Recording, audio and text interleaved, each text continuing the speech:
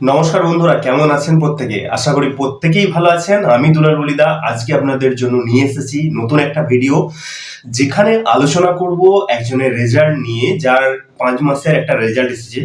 তার সার্জারি থেকে তার রেজাল্ট পর্যন্ত পুরো জার্নির বিষয়টাকে নিয়ে আলোচনা করব এবং তার বিষয়ে এমন কিছু ইনফরমেশন দেব যেগুলো আপনাদেরকে অনেক কিছু জানতে সাহায্য করবে হেয়ার ট্রান্সপ্ল্যান্ট সম্বন্ধে। তাই ভিডিওটা শেষ পর্যন্ত দেখতে থাকুন এবং এই চ্যানেলে যদি নতুন এসে থাকেন তাহলে চ্যানেলটিকে সাবস্ক্রাইব করবেন। আচ্ছা, একটা কথা আমি বলবো যে এই ট্রান্সপ্ল্যান্টের পুরো জার্নিটা যখন শেয়ার করছি, তার ক্ষেত্রে আমি বলবো অবশ্যই এই ব্যক্তির নিজস্ব এক্সপিরিয়েন্সটা শুনে নিন। তার আগে আমি বলে দিই তার নাম কি। তার নাম আব্দুল ফাহিম, যিনি এসেছেন বিহার থেকে এবং তার গ্রেড 6 লেভেলের বর্ডনেস ছিল এবং তার 4200 গ্রাফটেড ট্রান্সপ্ল্যান্ট হয়েছে। তার মুখে তার এক্সপিরিয়েন্সটা প্রথমে শুনিয়ে নিন সার্জারির পরে, তারপরে আমি তার এই ট্রান্সপ্ল্যান্টের বিষয়ে যে হেয়ার লাইন থেকে আরম্ভ করে সমস্ত বিষয়টা আপনাদেরকে একটা বুঝিয়ে বলার চেষ্টা করব, যাতে করে আপনারা হেয়ার ট্রান্সপ্ল্যান্ট বা হেয়ার লাইন সম্বন্ধে একটা মানে হেয়ার লাইন ডিজাইন সম্বন্ধে একটা বিশদ ধারণা পান। ऐसे तो 50 क्लिनिक से बात किया गया, पर अभी बात जो काम हुआ तो वो उम्मीद से ज़्यादा ही काम हुआ। मतलब मैंने सोचा था कि कुछ और बच जाएगा, जैसा काम मतलब ग्राफ्ट बच जाएगा तो फिर क्या होगा नहीं होगा, पर इन लोग पैसे के लिए नहीं काम किए, लेकिन मेरे जो चीज़ को वो इतना अच्छा से फुलफिल कर दिए जो अभी हम सेटिस्फाइड है। और ऐसे भी नहीं कि कोई पैसा लेके मैं यहाँ कमेंट रिव्यू कर रहा हूँ। अगर आपको आना है तो आप आके, मेरा केस फाइल नंबर है, मैं वहाँ से आप इंक्वायरी कर सकते हैं, देख लीजिए। देखिए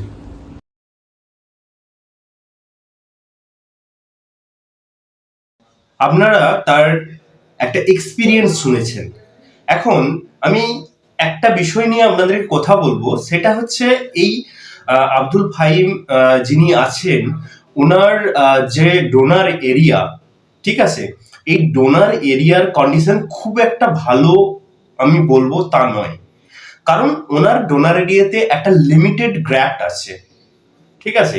এই লিমিটেড গ্রাফটের মধ্যেই ট্রান্সপ্ল্যান্টটা কমপ্লিট করতে হচ্ছে। এবারে আসি একটা হেয়ার ট্রান্সপ্ল্যান্টের হেয়ার লাইন ডিজাইনের উপর। দেখুন, যে কোনো ট্রান্সপ্ল্যান্টের একটা ভালো রেজাল্ট আসে অবশ্যই হেয়ার লাইন ডিজাইনের উপর। হেয়ার লাইন যত ভালো ডিজাইন হবে তার লুক তত সুন্দরই আসবে। কিন্তু এই হেয়ার লাইন ডিজাইন করতে গেলে যিনি সার্জেন্ট আছেন, তিনি নিজের হাতে এই ডিজাইনটা করেন, তিনি প্রপার প্ল্যানিং করেন, তারপরে গিয়ে সার্জারি পারফর্ম হয়।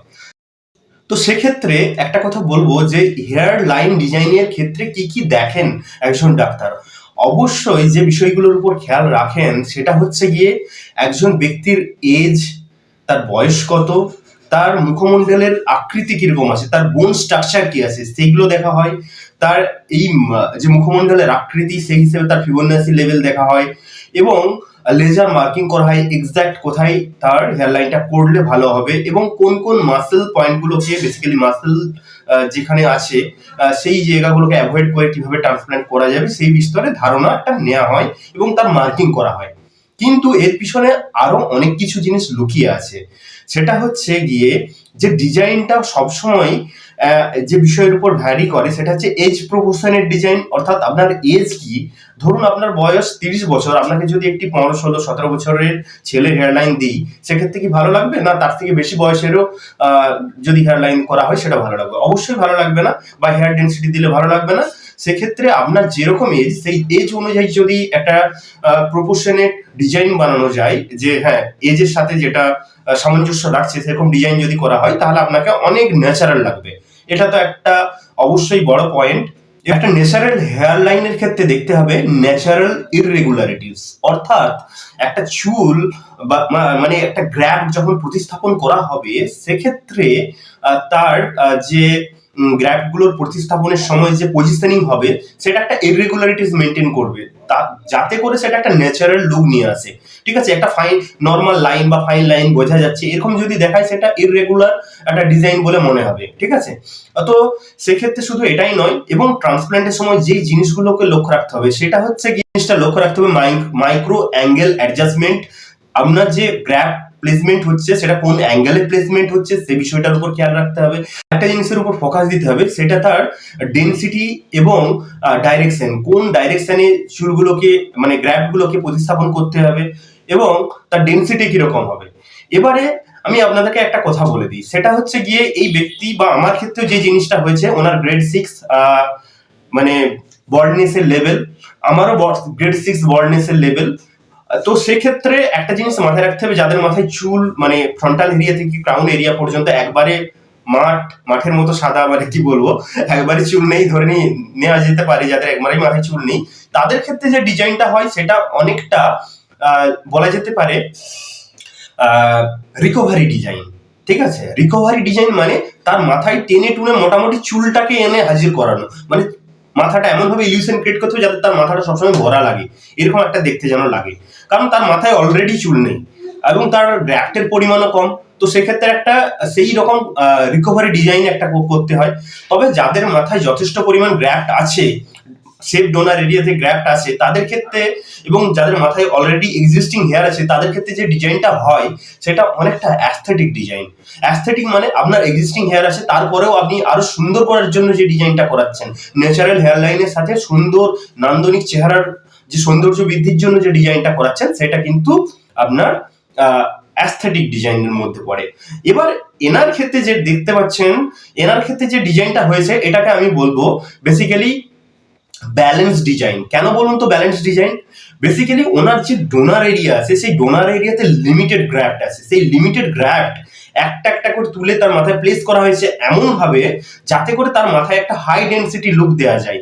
তবে ন্যাচারাল হেয়ার লাইনিং এর ক্ষেত্রে কিছু লিমিটেশন থাকে, যেমন তার যদি ডোনার এরিয়া ভালো হয়, গ্র্যাফট যদি পর্যাপ্ত থাকে, তাহলে তার ফ্রন্টাল এরিয়াতে যথেষ্ট পরিমাণে গ্র্যাফটকে প্লেসমেন্ট করা যেতে পারে এবং তাকে একটা হাই ডেন্স ন্যাচারাল লুক দেওয়া যেতে পারে। ওনার যেহেতু গ্রেড 6, কমপক্ষে গ্রেড 6 অনুযায়ী যে মানে গ্র্যাফটের প্রয়োজন হয় অ্যাপ্রক্স 5400 5500 কাছাকাছি গ্র্যাফটের প্রয়োজন হয়, সেক্ষেত্রে ওনার আছে 4200। তো সেক্ষেত্রে ওনাকে একটা ব্যালেন্স ডিজাইন দেওয়া হয়েছে। ক্ষেত্রে কোথাও হালকা আপনার চোখে লাগছে যে একটা এরিয়াতে হয়তো আনন্যাচারাল ফাইন লাইন দেখা যাচ্ছে। তো এই আনন্যাচারাল ফাইন লাইন বেসিক্যালি ওই গ্র্যাফটের কারণেই, কারণ গ্র্যাফটের কারণে বলতে যে জিনিসটা বোঝাচ্ছে যে একটা ব্যালেন্স ডিজাইন করতে হচ্ছে। ধরুন আমি ফ্রন্টাল এরিয়াতে ভালো ডেন্সিটি দিয়ে দিলাম, পিছনের দিকে ফাঁকা থেকে গেল, তখন কি হবে? তখন কি সেটা ভালো ডিজাইন হবে না? কখনোই ভালো ডিজাইন হবে না। তাই একজন ডাক্তার অবশ্যই তিনি সিদ্ধান্ত নেন তার ডিজাইন কিভাবে হবে, তার ওভারঅল সার্জারি কিভাবে পারফর্ম হবে, কোথায় কতটা গ্র্যাফট দিতে হবে, এই যে ক্যালকুলেশন, এটাও খুব ম্যাটার করে একটা ভালো ট্রান্সপ্ল্যান্টের ক্ষেত্রে। এনার ক্ষেত্রেও কিন্তু তাই হয়েছে। আর এনার যদি লুকটা দেখেন, 5 মাসে একটা খুব সুন্দর রেজাল্ট এসেছে। আপনারা ওনার আগের অবস্থা এবং বর্তমানের অবস্থা যদি ট্যালি করেন, बाद 5 महीना हुआ, जनवरी 5 तारीख को मेरा ये हुआ था और आज लगभग 5.5 महीना हो गया है। और मेरा जो ये था वो 6 नंबर बैलेंस में था और आज उसका रिजल्ट देख लीजिए, ये आगे पीछे देख लीजिए। और अभी आने का और भी चांसेस है, डॉक्टर ने मुझे सजेस्ट किया है। और मेरा आज GFC है, GFC करने के बाद मैं बेटर रिजल्ट एक्सपेक्ट करता हूँ और भी ज़्यादा। और बहुत अच्छा ये क्लिनिक है।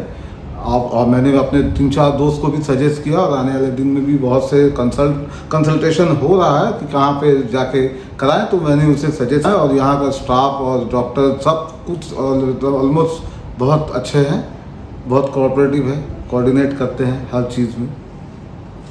ठीक है, आप लोग को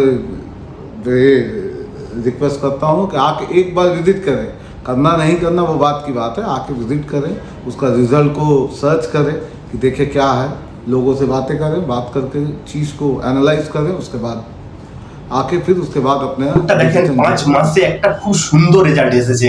আপনারা ওনার আগের অবস্থা এবং বর্তমানের অবস্থা যদি ট্যালি করেন, আমি বলবো যথেষ্ট ভালো এসেছে। আপনাদের কি মত অবশ্যই কমেন্ট সেকশনে জানান, আর ভিডিওটা কেমন লেগেছে অবশ্যই বলবেন, আর আপনারা কি বিষয়ে জানতে চাইছেন সেটাও কিন্তু জানাবেন। আর যদি হেয়ার ট্রান্সপ্লান্ট রিলেটেড কোনো সাহায্যের প্রয়োজন হয়, আমাকে অবশ্যই ফোন করবেন, আমি চেষ্টা করব সাপোর্ট করার। ধন্যবাদ বন্ধুরা, দেখা হচ্ছে পরবর্তী একটি ভিডিওতে।